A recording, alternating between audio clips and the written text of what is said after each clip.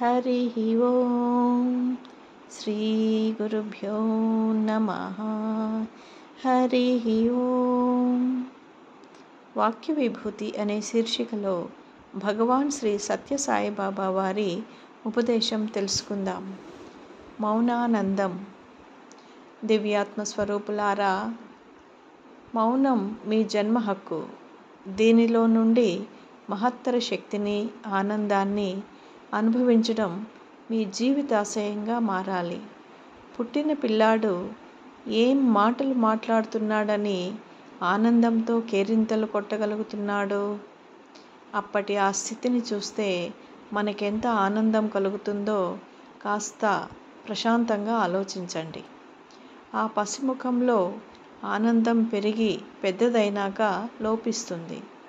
పెరిగిన కొద్దీ ప్రపంచంలో ఉన్న సొత్తంతా నా ఒక్కడిదే అనే మోహంలో కూరుకుపోతున్నారు. మీలోని కోరిక కొండంత పెరిగేసరికి మీలోని ఆనందం తగ్గుతూ అహంకారం పెరుగుతుంది. పుట్టగానే కంటి ముందున్న తల్లి నా స్వంతం అనుకొని అహంకరించడం మొదలు పెడతాడు. తర్వాత ఇల్లు నా సొంతం అనుకుంటాడు. తర్వాత పెళ్ళాం, పిల్లలు, ప్రపంచం అంతా నాదే అనే అహంకారం పెంచుకుంటూ పోతాడు.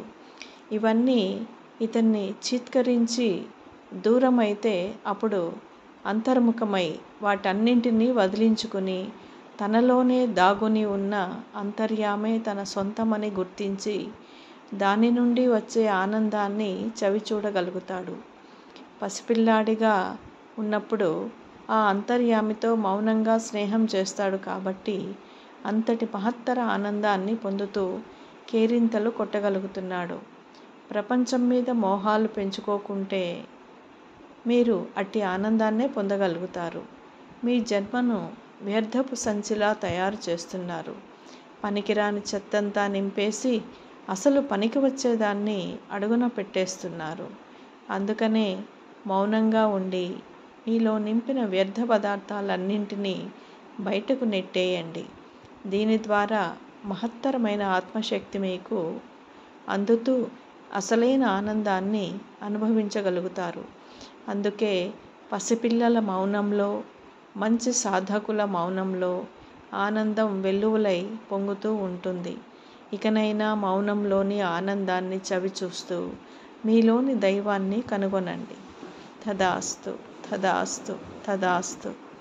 హరి ఓం. శ్రీ గురుభ్యో నమః. హరి ఓం. ఓం శ్రీ సాయిరామ్.